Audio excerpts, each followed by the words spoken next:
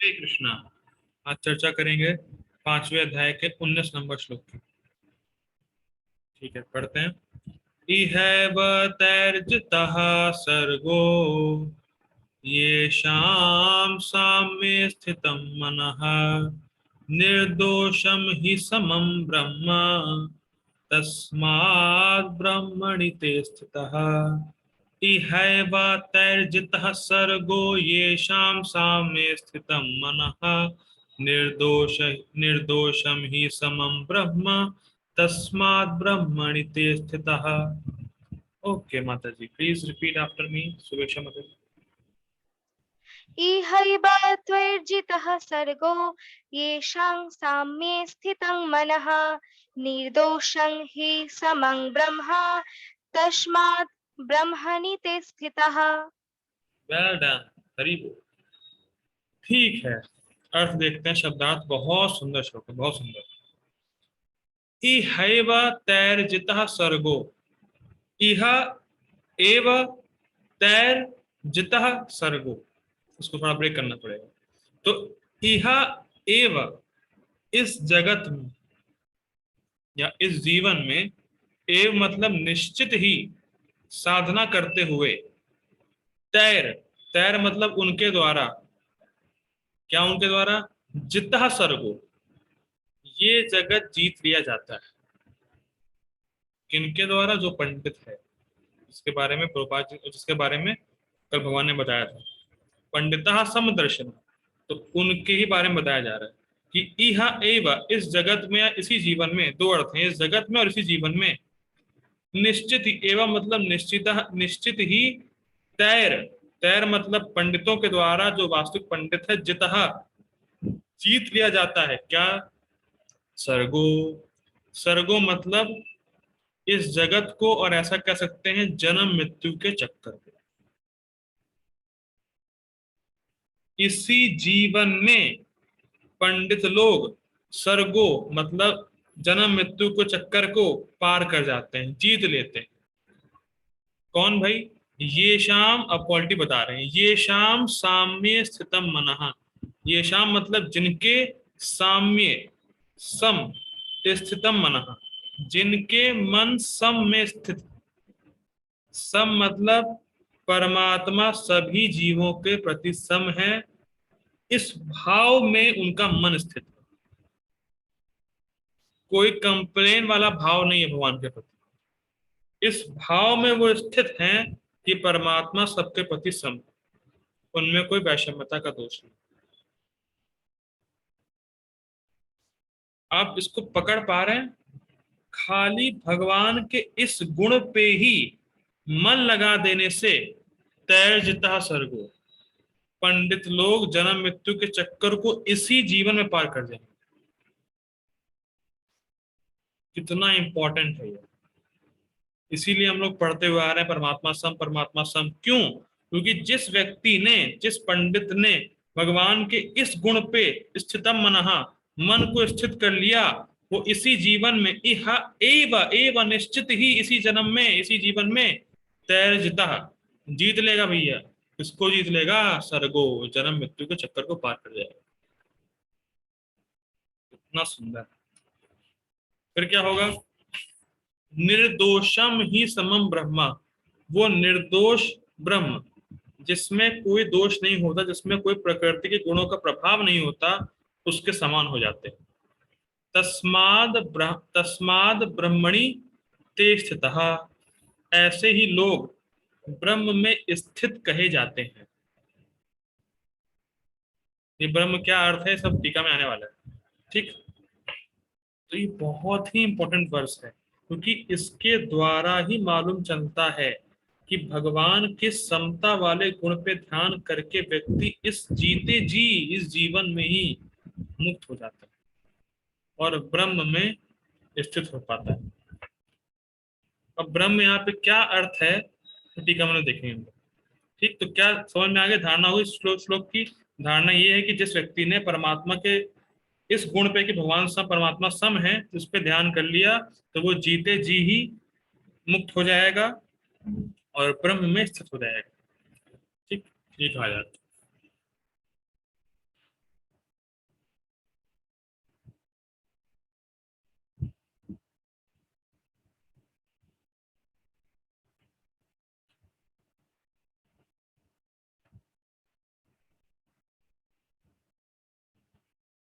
हरी हरी।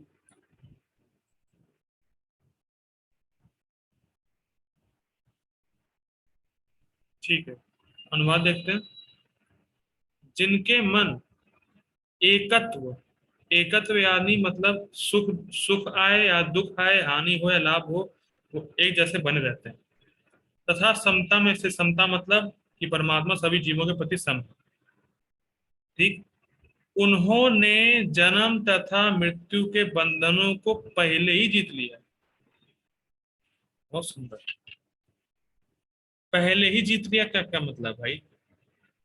पहले ही जीत लिया का मतलब ये है कि उनका मन जब सम में स्थित हो गया, सम यानी परमात्मा सब जीवों के प्रति सम है, इस गुण पर जब उनका मन स्थित हो गया और वो लगातार समता वाले गुण पर ही ध्यान देते हैं, ध्यान लगाते हैं, जैसा कि 5.18 में देखा था। तो जो पंडित है वो जीवन मुक्त है, मतलब है इस जगत में ही। और इस जगत में व्यक्ति, इस जगत में पंडित कोई भी कार्य कर रहा है तो कर्म बंधन नहीं लग रहा है, और मरने के बाद भगवान के धाम जाएगा, इसका टिकट एश्योर है। फिर रिपीट कर रहा हूं। जिस पंडित ने, जिस व्यक्ति ने अपने मन को भगवान के सम वाले गुण पे स्थित कर लिया, वो इस जगत में जो भी कोई कार्य करेगा तो कर्म बंधन तो लगेगा नहीं उसको, और भगवान के पास जाने की टिकट ऑलरेडी हो चुकी है। इसको देखिए, समझिए ऐसा, मान लीजिए भाई आपको फ्लाइट से कहीं जाना है। ठीक है, मान लीजिए आपको जाना है पुरी, पुरी जाना है मान लीजिए, जगन्नाथ धाम, जगन्नाथपुरी। ठीक है, जाना है आपको। तो आपके पास टिकट है फ्लाइट की, ठीक। लेकिन अभी आप वेटिंग लॉन्च में वेट कर रहे हैं कि कब फ्लाइट उड़ेगी तब मैं बैठूंगा। तो आप वेटिंग लॉन्च में बैठे हैं, आपके पास टिकट है, बस आपको उड़ने की देरी है। तो वैसे ही इस व्यक्ति बस इस जगत में कार्य कर रहा है, कर्म बंधन लग ही नहीं रहा है, और टिकट उसके पास है, जैसे मृत्यु आएगी वो भगवान के पास पहुंच जाएगा। लेकिन दिक्कत तो उनकी है जिनके पास टिकट ही नहीं। इस बात को समझ में आ रहा है आपको? भाई टिकट है, वेटिंग लॉन्च में बैठे हुए हैं, तो क्या दिक्कत है? अपना बैठे हैं, जब फ्लाइट उड़ेगी टिकट तो है ही है, बैठेंगे और पहुंचना निश्चित है। एक बार फ्लाइट में बैठे नहीं, पहुंच ही जाएंगे तो कंफर्म है। तो वैसे ही पंडित व्यक्ति इस जगत में कार्य कर रहा है, कर्म बंधन लगना नहीं है उसको, उसके पास टिकट ऑलरेडी है गोलोक धाम की, बस दिक्कत क्या है? तो उसने पहले ही जीत लिया, मतलब पहले ही टिकट उसके पास है। लेकिन जिसके पास टिकट ही नहीं है तो उसको दिक्कत है। बस समझ में आ रही है? तो टिकट ले चुका है, तो जो पंडित है, जो समदर्शना है, उसके पास टिकट है जाने की। ठीक है, ऐसा समझ सकते हैं। वे ब्रह्म के समान निर्दोष हैं और सदा ब्रह्म में ही स्थित रहते हैं।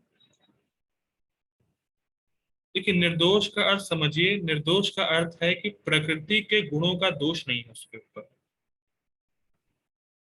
मैं फिर रिपीट कर रहा हूँ, इसको देखिए, नोट कर लीजिएगा, सब बातें बड़ी हाई फाई है, भूल ना जाए। निर्दोष का मतलब प्रकृति के गुणों का दोष नहीं है, और प्रकृति के गुणों का दोष होने में एक ही प्रॉब्लम है, और वो प्रॉब्लम क्या आती है कि भगवान सम नहीं है।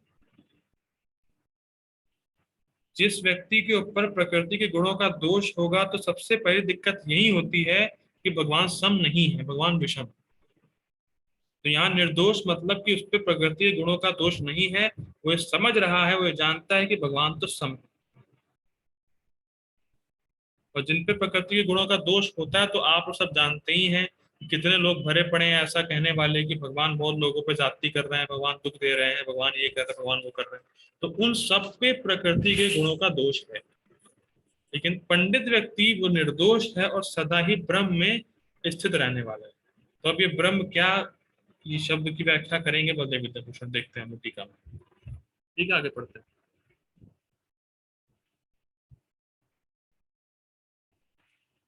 गीता भूषण टीका। इहा अर्थात साधन दशा में ही उनके द्वारा सर्ग अर्थात संसार जीत लिया जाता है। किनके द्वारा? बड़ा स्पष्ट देखिए, इहा मतलब इस जगत में जीते जी, या साधन दशा मतलब वो इस जगत में कार्य कर रहा है, जो उसका साधन है उसको वो कर ही रहा है, लेकिन साधन दशा में ही उसके पास टिकट है, ऐसा कहने का मतलब। मेरी आवाज आ रही है? हरी हरी। ओके ठीक है, मुझे लगा नहीं आ रही। तो भाई साधन कर रहा है वो, जो भी उसको करना है वो करता है, कार्य करता है, सब कुछ अपने कर्तव्यों के हिसाब से, जो भी भगवान की भक्ति सेवा करता है सब कुछ करता है, लेकिन उसके पास ऑलरेडी टिकट है, तो उसने पहले ही जीत लिया है, पहले ही उसके पास टिकट है, तो बस वो अब कार्य समाप्त जब करेगा भगवान के पास ही जाएगा वो। ठीक, तो यह मतलब साधन दशा में, इसी जीवन में जीते जी। स्वर्ग मतलब जन्म मृत्यु का संसार, जन्म मृत्यु का चक्र, संसार मतलब जन्म मृत्यु का चक्र। और किनके द्वारा? जिनका मन ब्रह्म अर्थात भगवान की समता अर्थात वैषम्यता से रहित होने के गुणों में निविष्ट है, उनके द्वारा।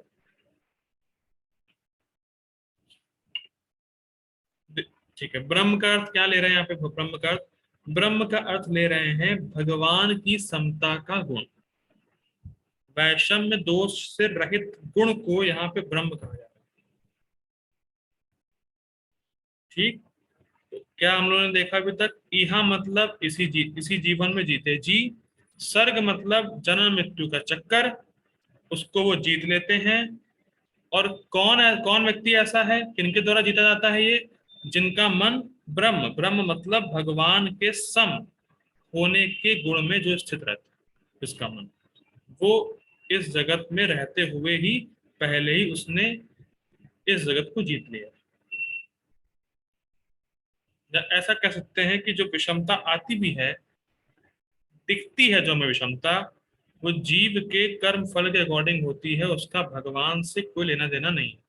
आपको विषम विषम शरीर दिख रहे हैं, लेकिन वो जीव के कर्म फलों के अकॉर्डिंग है, उससे भगवान का कोई सरोकार नहीं है। ये हम लोगों ने कल पढ़ लिया था। ठीक है, अब मैं प्रश्न करता हूं। ओके, किससे करूं? अपूर्व प्रभु जी, यस प्रभु। इहा मतलब क्या है, सर्ग मतलब क्या है, और किनके द्वारा जीता जाता है, तीनों बताइए। यहाँ प्रभु जी है कि इस जगत में या जीवन में निश्चित साधन करते हुए, वो ठीक। है। और और क्या पूछा था मुझे आपने? सर्ग। सर्व। सर्व मतलब एक मतलब वो जो है, वो जन्म मृत्यु के चक्कर, इस जगत में जन्म मृत्यु जो है उसको जीत लिया है, इस ठीक, चक्कर को किनके जीत लिया द्वारा, है। किसने जीता? पंडितों हाँ, जो पंडित है, जो ये गुण रखता है कि भगवान में विषमता का दोष नहीं है, जो ये गुण रखता है, जो ये गुण रखता है। जो ये जानता है कि भगवान की गलत, समता मतलब अर्थात विषमता से रहित होने का गुण। गलत, आपने पॉइंट मिस कर दिया। ठीक है, सुभेक्षा माता जी, किनके द्वारा?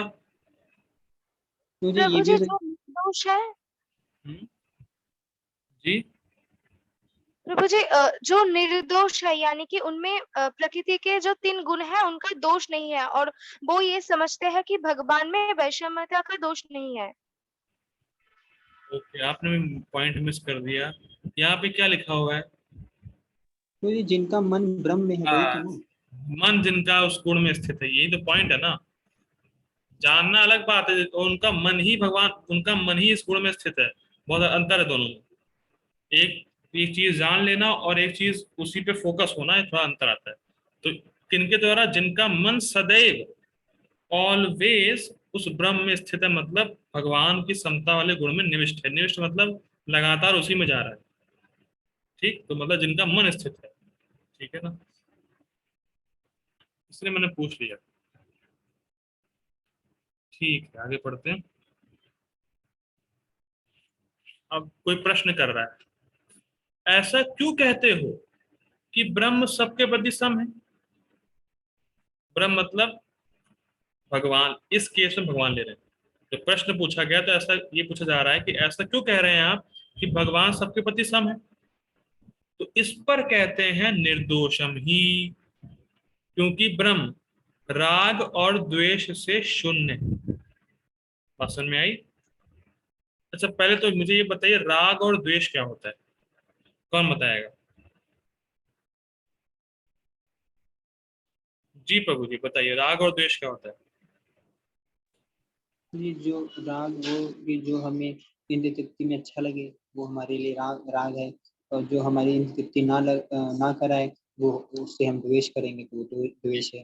करेक्ट करेक्ट, बिल्कुल सही। ठीक है। तो अब ये प्रश्न उठता है कि भाई आप इतनी देर से कह रहे हैं भगवान सम, भगवान सम, भगवान सम, तो क्यों है सम? क्यों सम है?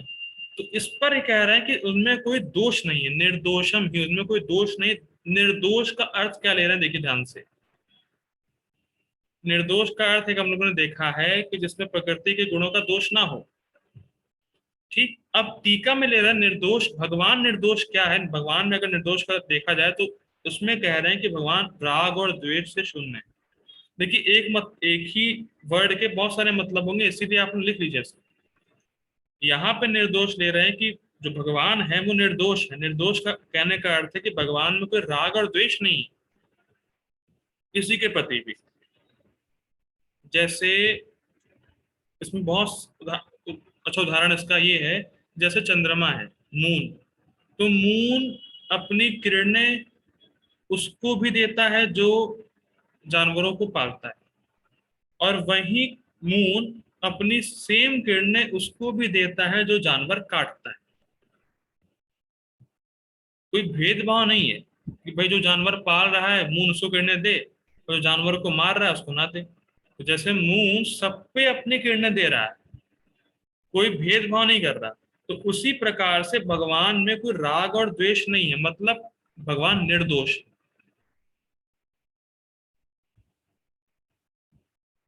ठीक, फिट, आगे बढ़ते हैं। और क्योंकि ऐसे व्यक्तियों में ब्रह्म के इस समता के गुण में निष्ठा है, इसीलिए वे ब्रह्म में ही स्थित हैं। ब्रह्मणि स्थितः। बहुत सुंदर है ये लाइन, बहुत सुंदर लाइन है। देखिए,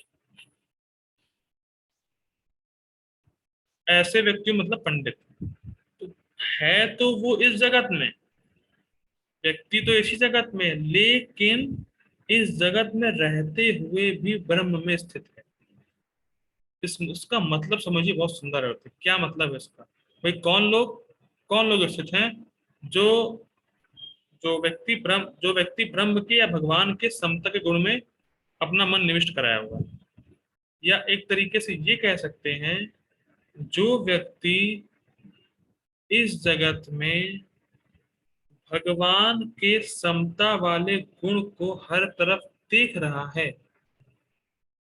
वो भगवान में स्थित है। बहुत मैं इसलिए मैं धीरे गया हूं। इस जगत में है, अब कह रहे हैं ब्रह्मणि स्थितः, ब्रह्म में स्थित है। क्या कह रहे हैं? ब्रह्म में ही स्थित है, मतलब उसी में ही है। तो कहने का अर्थ क्या है कि भाई क्योंकि वो हर जगह भगवान के समता वाले गुण को देख पा रहा है, इसीलिए वो ब्रह्म में स्थित है, भगवान में स्थित है।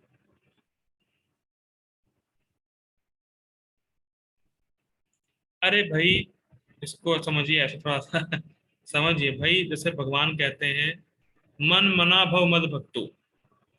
अगर आप इस जगत में कहीं भी घूम रहे हैं, कहीं भी जा रहे हैं और भगवान के ही गुणों को याद कर रहे हैं, गुणों को देख रहे हैं, तो क्या आप भगवान को नहीं याद कर रहे हैं, भगवान को नहीं देख रहे हैं हर जगह? कि भगवान के जो गुण है वो भगवान ही है, कोई भेद नहीं है उसमें। इस पॉइंट को कैच कर पा रहे हैं कैसे वो ब्रह्म में स्थित है? क्योंकि वो भगवान के गुण को ही हर जगह देख रहा है, तो अल्टीमेटली वो भगवान को ही देख रहा है। तो भगवान को ही याद कर रहा है, ऐसे कह सकते हैं, भगवान को स्मरण कर रहा है। तो जब भैया भगवान को ही हर समय स्मरण कर रहा है, तो टिकट तो पहले हो चुकी है उसकी।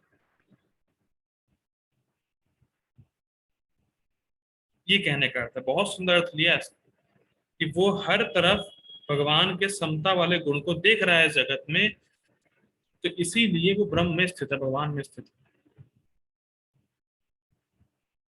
तो बहुत सुंदर अर्थ है।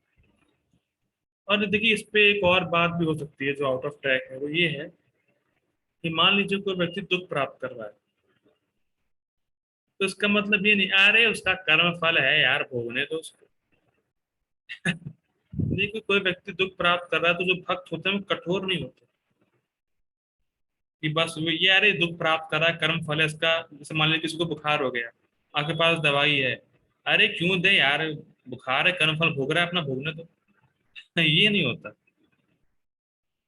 जो भक्त होते हैं वो कठोर नहीं होते, भक्त हेल्प करते हैं। कोई दुख में है तो उसकी सहायता करेंगे, लेकिन इंपॉर्टेंट पॉइंट ये याद रखना है, वो भगवान को दोष नहीं देंगे।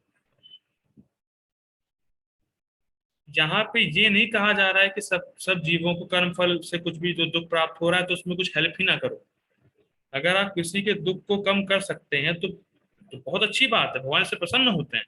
लेकिन मेन पॉइंट, मोटा मोटा पॉइंट हम ये सीख रहे हैं कि आपको भगवान को दोष नहीं देना है कि भगवान की वजह से ऐसा हुआ, भगवान की वजह से ऐसा हुआ।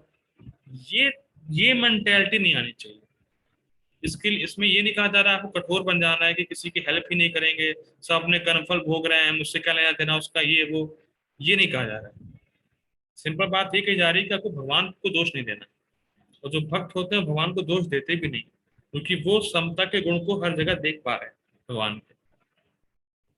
ठीक है, आगे बढ़ते हैं। यद्यपि वे इस जगत में रहते हैं, ठीक है, स्पष्ट है इसका। इसका अर्थ है कि इस जगत में रहते हुए भी वे सरलता से मुक्ति प्राप्त कर लेते हैं, परंतु वह ब्रह्म में लीन नहीं हो जाते। ये बहुत सुंदर अर्थ है। जैसे कहा गया ब्रह्मणि स्थितः, अच्छा ब्रह्म में स्थित हो गए। आ आप तो अरे वाह, मतलब ब्रह्म ज्योति भाई। जो मायावादी होगा, जो ब्रह्मवादी होगा, देखो देखो भगवान क्या बोल रहे हैं, ब्रह्मणि स्थितः, ब्रह्म में स्थित होना है मतलब क्या है, ब्रह्मलीन होना है।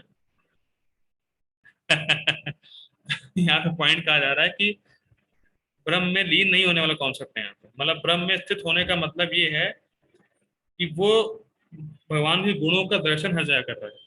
कहने का अर्थ यहाँ पे ये लिया जा रहा है, ये नहीं कहा जा रहा कि ब्रह्म में लीन हो जाएगा और अपनी व्यष्टि या अपना व्यष्टित्व या अपनी इंडिविजुअलिटी खो देगा, ये नहीं कहा जा रहा है।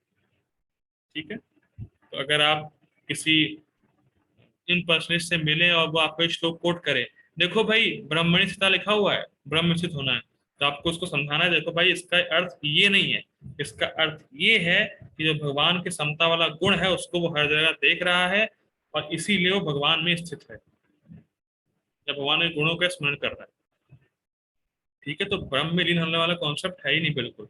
आपको हो सकता है लोग गलत इंटरप्रिटेशन दें इस शब्द का, ब्रह्मणि स्थिता का, लेकिन आपको अब फिक्स रहना है कि बलदेव विद्याभूषण क्या अर्थ ले रहे हैं। ठीक है, देखिए इसीलिए आचार्यों की टीका पढ़ने का ही फायदा है कि हमारी श्रद्धा और दृढ़ होती है, और जो समाज में भ्रांत धारणाएं फैलाने वाले लोग बैठे हुए हैं उनको डिफीट करने का एक सामर्थ्य प्राप्त होता है आचार्यों की टीका पढ़ने से, कि नहीं भाई तुम गलत बोल रहे हो, इसका असली अर्थ तो ये है, वास्तविक अर्थ ये है। इसलिए आचार्यों की टीका पढ़ने का बहुत लाभ है, और आचार्यों का संग प्राप्त हो रहा है हमें टीका पढ़ने से। ठीक है, ठीक है, हम लोग परपोर्ट नेक्स्ट मीटिंग में करते हैं, तो I request all of you to join again. Hare Krishna.